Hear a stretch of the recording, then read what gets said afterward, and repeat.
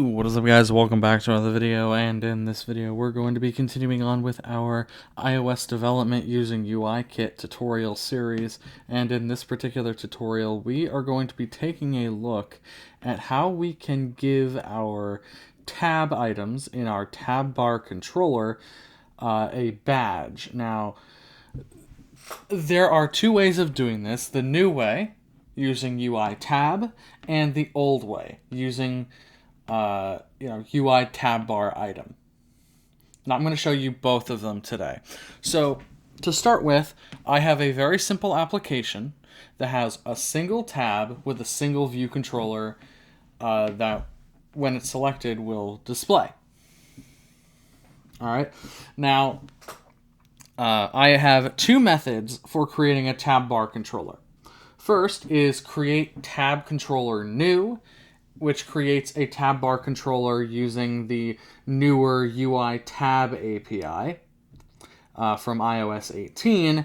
And then I have a create tab controller old method, which creates a tab bar controller and its tabs the older way. Excuse me.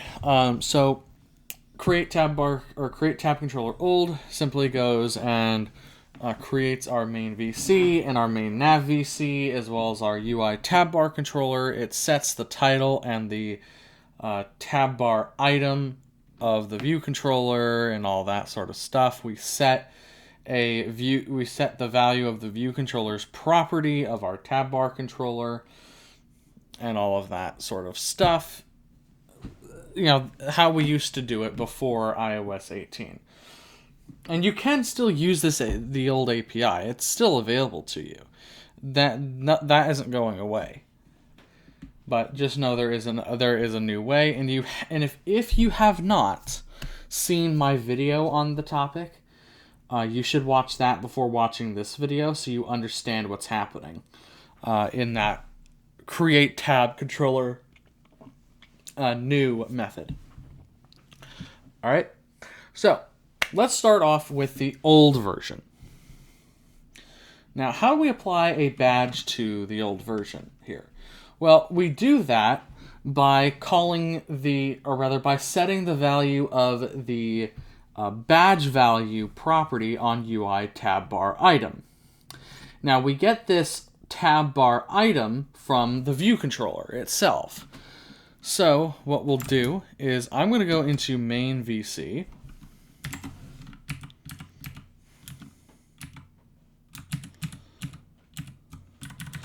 All right, so let's jump to definition here.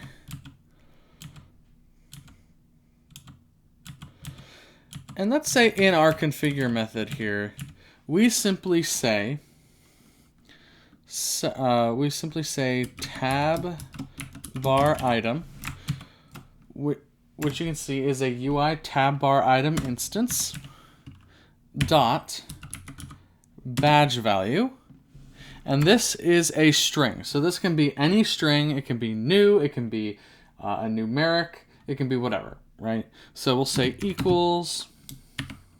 Let's say new exclamation point, like that. We'll save this. And then we will run the code. I'm going to run it on my iPhone, so it's a little bit easier for me. And then I can screen mirror what I see to my Mac, so then you guys can see what I see.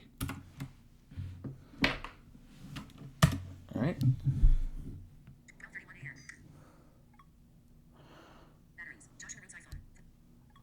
All right.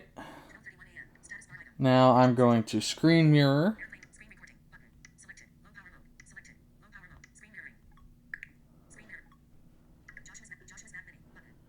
And I want to screen mirror to my Mac Mini here. All right.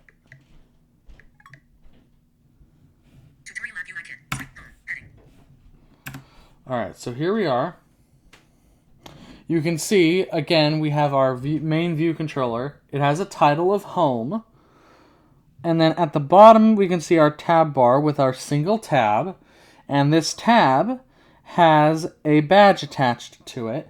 it's generally a red circle or capsule, depending on the size of, depending on the width of the value in the badge, and the text will be red. This is the same on light mode as well, but it will adapt to make sure that it looks good in both light and dark.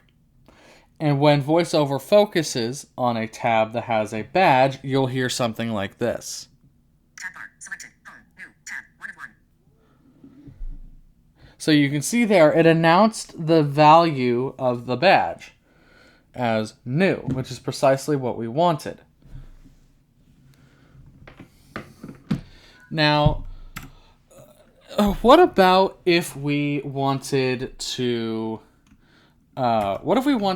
set the badge value for our UI tab?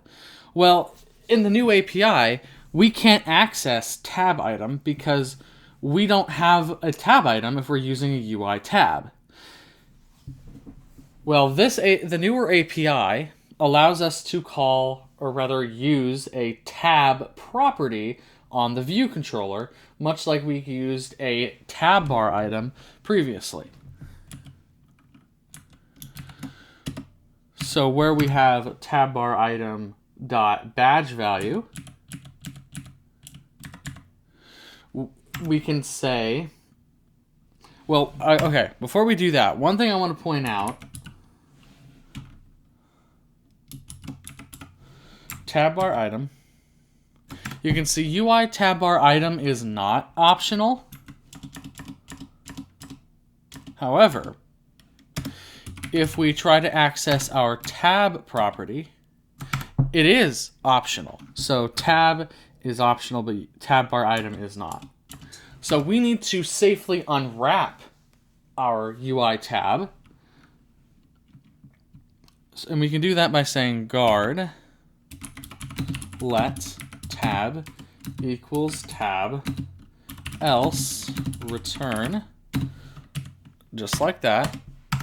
Now we can say tab dot,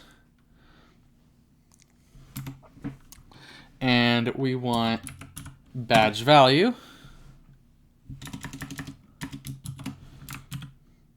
You can see it's still a string, so equals, and we'll say new, like that. Now there's one more thing we need to change here, and that is which method is getting called in our scene delegate.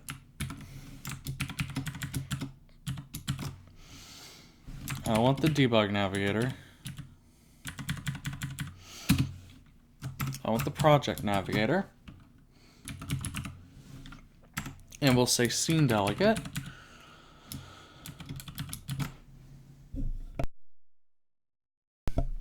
Excuse me, my apologies. I'm still feeling a little bit under the weather, but all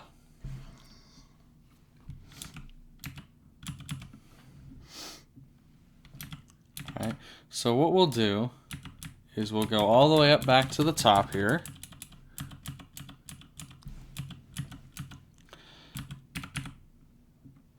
And instead of create tab controller old, we'll say new. We'll save that, and then we'll run it again on my iPhone here.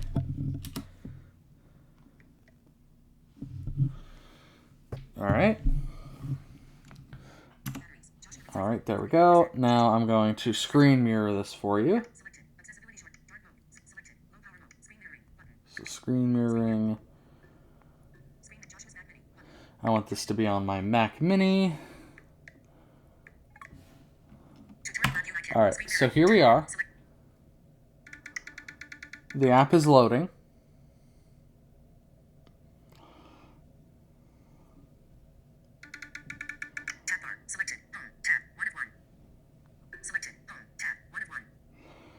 And so we can see here, that we do get our tab. However, the badge value does not appear to be there. So what we're going to do instead of setting the badge value inside of our view controller, what we'll do is we will let's see here. We'll go into our scene delegate.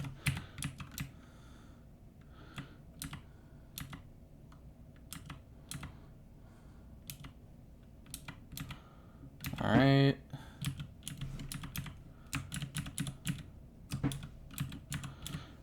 And then here we'll try home tab dot badge value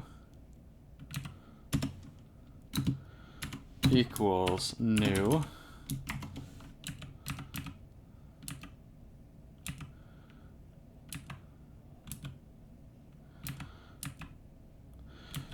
And then we'll also say main vc.title equals home, like that. And then we'll run our code again.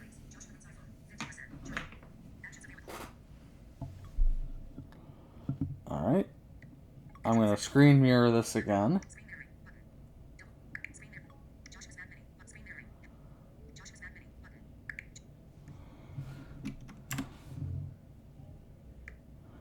All right. Okay. So here we are.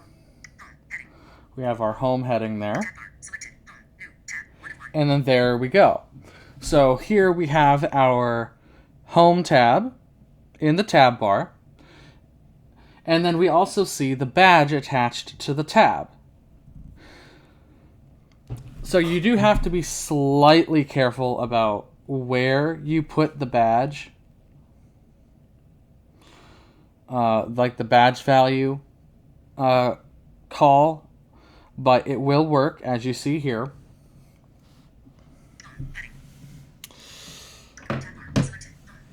And that pretty much does it for this video on how we can apply a badge to tabs in UIKit. It's a little bit more flexible than it is in SwiftUI, for example, because in SwiftUI you can only apply a numeric value for a badge, which limits the possibilities. So if you wanted to use a string, you would have to use UI view representable or UI view controller representable or something like that to get that kind of badge. But with that being said, thank you all so very much for watching. Make sure you leave a like on the video if you liked it, dislike it if you didn't. Either way, it helps out the channel. Hit that subscribe button and the notification bell so you get notified when new videos go live, as well as when I go live for live streams if I ever get back to doing those. And then also don't forget, in the description I will put my Twitter or my X profile, whatever you want to call it, down there so you can follow me over there. Anyways, thank you all so very much for watching. We'll see you in the next one.